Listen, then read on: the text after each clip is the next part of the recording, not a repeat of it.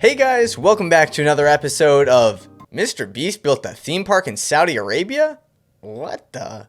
So like 2 weeks ago, Mr. Beast announced he was opening a theme park. He said on Twitter, "Next week, Beastland, our brand new theme park opens. We built custom games modeled after our videos that don't exist anywhere else and will have the world's largest prize wall." Now, like, it's already pretty weird to not announce that you were building a theme park. I'd argue Mr. Beast is a pretty weird person in general, so it's not that far out of the norm. But what is weird is the pictures he attached. Because, like, this picture is out of, like, the metaverse. This was made by an 8th grader on Roblox. So, like, that was setting off red flags. Why are you putting out render pictures if this opens in 1 week? And, like, every picture he put out, this clearly a render, clearly a render. Do I need to say it? So just clearly a lot of weird stuff is happening here. Like, if this theme park was finished and built, why aren't you showing it? Unfortunately, that was all overshadowed immediately by the location of the theme park, which you obviously know from the title of this video.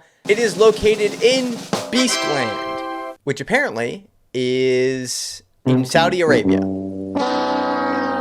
Obviously, everyone in the replies was as shocked as I was. Did you use slave labor to build this? It's straight up insane how much you love slave labor, dude. Is there anyone whose check you wouldn't cash? That's kind of a bar. Surprisingly, he actually did respond to somebody asking about the location. This guy said, "What was the reasoning with the location?" You know why it's in Saudi Arabia. That's not a shock to anyone. You know, probably the billions of dollars. That's what I'd think. Shockingly, Mr. Beast actually did reply to this. He said, "Middle of the world, because a majority of my audience is outside America, and we have a big Middle Eastern fan base. Wanted to give them a chance to participate." Yeah, so like, that's a lie. Oh, well, no, I heard the weather there is real nice, and I really wanted to try one of those robes. The dump truck of money didn't hurt. Yeah, I hate to break the illusion. Mr. Beast and all these celebrities aren't really hanging out in Saudi Arabia just for fun. Although this ding-dong doesn't seem to know. Oh, alright, makes sense. Also, just to kind of be petty, these are the countries where YouTube is most popular. Saudi Arabia isn't in the top 20. Do you have a place outside North Carolina where you like get the most love? India, definitely. So it's like our audience is America, then India, then I think UK, Canada, then like Philippines, right? Now, the real reason he did this is obviously, yeah, he got $1 bajillion.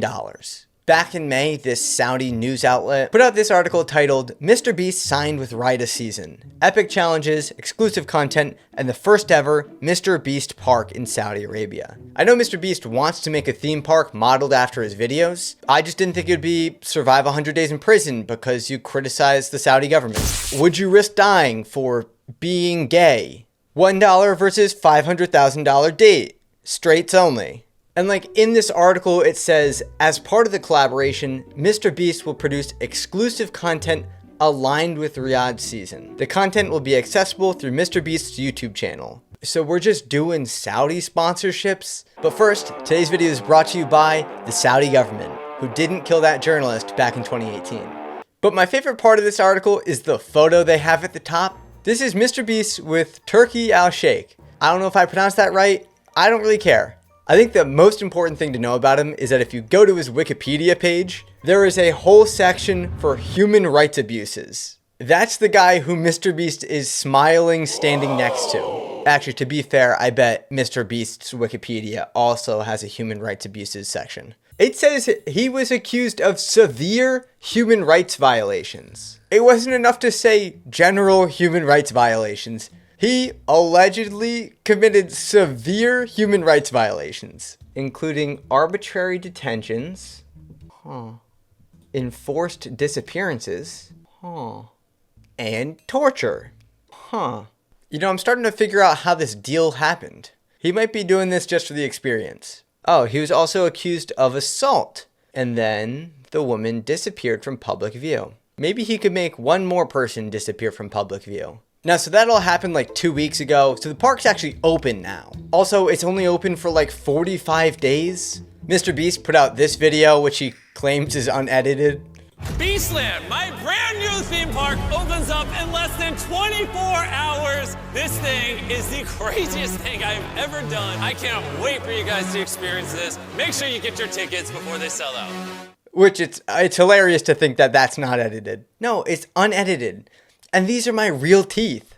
So we can look through some of the videos that people have posted of it, and I gotta tip my hat. You know, the slaves he probably used, allegedly, I think I covered all my bases there. They did a great job with this place. Like, just kind of watching through some of these videos, it feels a little cyberpunk, but also pretty, like, dystopian. Maybe that's just a little bit too much of me knowing how the sausage was made. But, like, honestly, it just kind of looks like a carnival. Like, this is legitimately just a carnival game. They do have this roller coaster. I don't know if that would be at a carnival. This spinny wheel, that's definitely at a carnival. I think this is like the slingshot thing, also often at carnivals. This drop tower, this other swingy thing, these are all carnival attractions. We're now inside Beastland and it looks absolutely incredible. So we headed through to the Beast Arena and there was so many different games that you could take part in. There was also carnival games.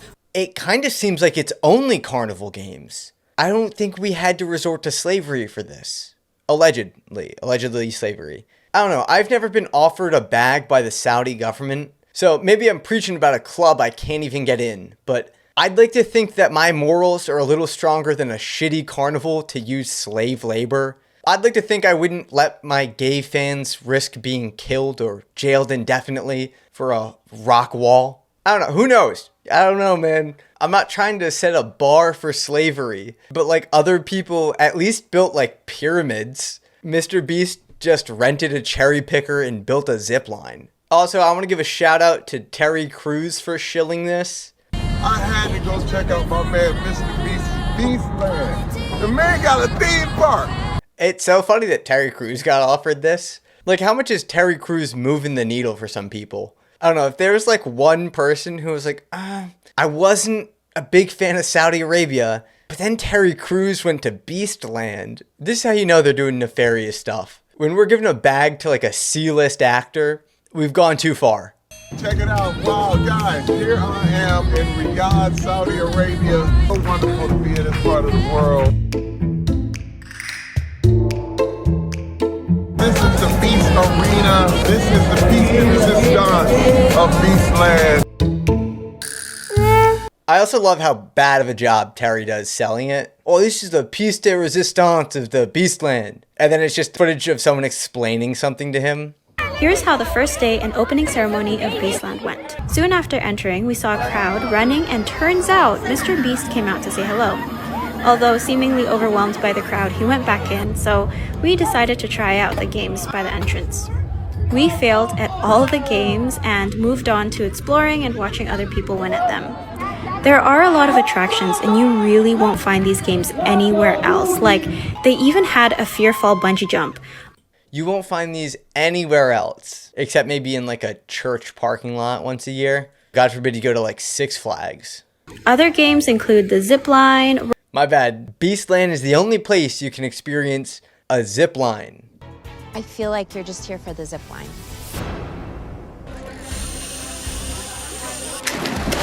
Now this one's different though, because you get to drop a beanbag from it.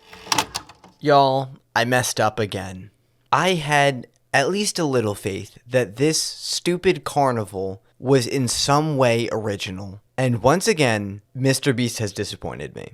I discovered this video of the Mr. Beast roller coaster, except it's not the Mr. Beast roller coaster, because this is from last year's event. And so is the slingshot, and so is this weird spinny thing. It was just known as Wonder Garden last year. But don't worry, because I'm sure there was still plenty of human rights violations in the construction of Beastland.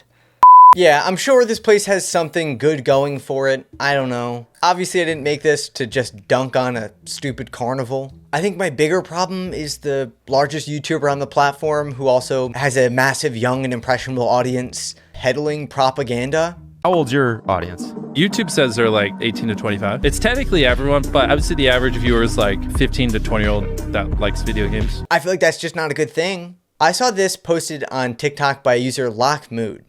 Why was Beastland built in Saudi Arabia? And I mean this out of genuine curiosity, because I feel like Mr. Beast's audience, while maybe pretty global, it has to be an American audience, right? I mean, the flaunting of wealth and the outward portrayal of philanthropy is such an American thing to enjoy and watch that like I just can't imagine anywhere else than America. I know we're having our own problems right now, and most people probably couldn't even afford to go to Disney, let alone Beastland, and I know it's not moving like Disney.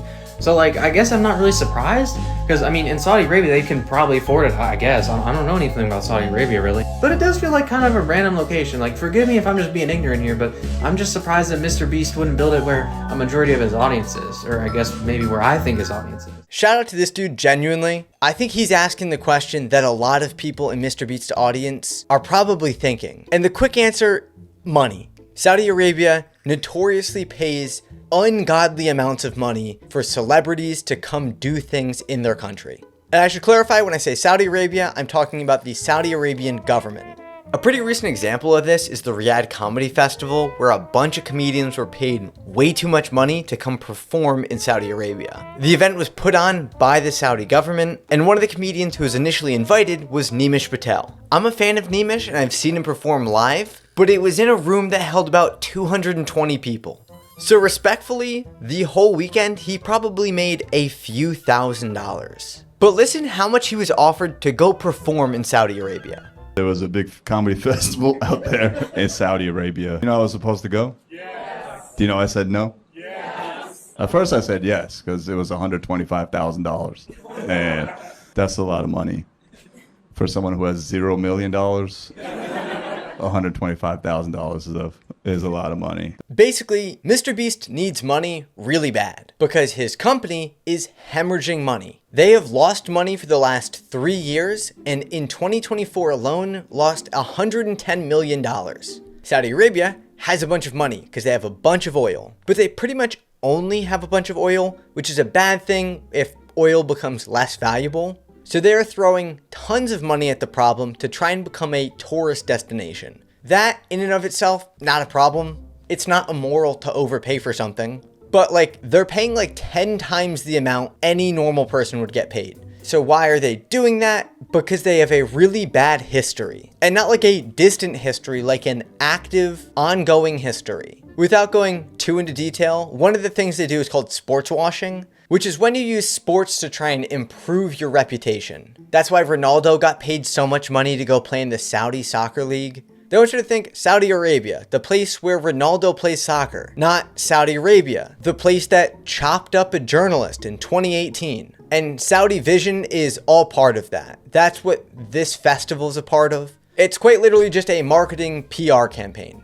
They want you to think, hey, Saudi Arabia is different than what I've heard about it. Or if you've not heard anything like this guy, they're trying to establish what you think of it. And they also want other businesses to expand to Saudi Arabia. They say it directly in one of the articles they put out related to Beastland. Hey, if Mr. Beast can make a theme park here, you can totally open a Chili's. And again, don't want to bog you down with the specifics of why the Saudi Arabian government isn't that chill. They assassinated and dismembered a journalist. They've allegedly sponsored global terrorism and were responsible for the 9/11 attacks. Being gay is illegal and punishable by death. And they kind of still have modern day slavery. So like, it's kind of safe to say they're not that chill. They're not a place you want to go to a theme park or be gay or trans or a journalist or a woman. And none of that matters to good old Mr. Beast. Take off your blindfolds. I trapped these 100 people inside the world's biggest trap. A Saudi Arabian work visa. Look, I don't know. I feel like I'm so far off the beaten path at this point. Like, I know Mr. Beast is just a not chill dude. Kind of just a bad guy. And I knew like his beast philanthropy was probably just done in like self-image. Which was like, whatever, at least something good was happening, right? I guess I was just being naive because I didn't realize that he was rescuing child slaves to use them for his own projects. Allegedly. You know, no proof. It's just worth noting the theme park wasn't finished a week before launch. So who knows how it got finished that fast? Probably a lot of well-paid teamwork. Sorry, I just didn't even notice this when I was filming. What's going on with his eyes here? I didn't edit this at all. So what's the point of any of this? Well, I want all of us to go unsubscribe. No, I'm just kidding. Look, I'm not trying to start this grassroots revolution against YouTube's golden boy. But I do think it's important to spread this information. Like, I think it's important for people who don't know much about Saudi Arabia to know why Beastland is there, why they gave him so much money to build it there, and what the Saudi Arabian government is trying to do. And there is a distinction from Saudi Arabian people versus government. And I think it's also very important to highlight that Mr. Beast is in a contract with that government to sponsor his content. Because I think that's a piece of information that a lot of people are going to miss. And as somebody who has friends and family who have young kids who watch YouTube and probably watch Mr. Beast, it's probably valuable for me to tell them that he's ripping propaganda ads in those videos. Like, sell your chocolate bars or whatever. But when you're standing in a room with somebody whose Wikipedia has a human rights abuses section, you gotta wonder what fucking room you're standing in, dude. Real quick before I wrap up, I want to rapid fire respond to a few dumb comments I'm expecting to get. Well, the US also does bad things. No doubt, you are completely right, and I disagree with a lot of things that my country does. That being said, it's not punishable by death to be gay here. You just wish you were as famous as Mr. Beast. I promise you, I'd rather be a gay journalist in Saudi Arabia. Mr. Beast is a very generous guy. I absolutely agree. His smile alone put his dentist's 12 kids through college. Yeah, I'm sure I'll probably get more dumb ones than that, but just kind of wanted to get ahead of it. And I know this is not my normal style of video, so I appreciate you guys giving this one a chance. I try to avoid talking about negative things because that's just everywhere these days. This just felt like one I kind of had to throw my hat in the ring on. Also, I've been working on a different video for like 2 months now, and I just needed like a little break from it, so I decided to make this. Anyways, that video should be coming out pretty soon, so stay tuned for that. Thank you to my patrons for being really cool people, and to my knowledge, none of them are members of the Saudi government. Thank you so much for watching. I'll catch you guys next time.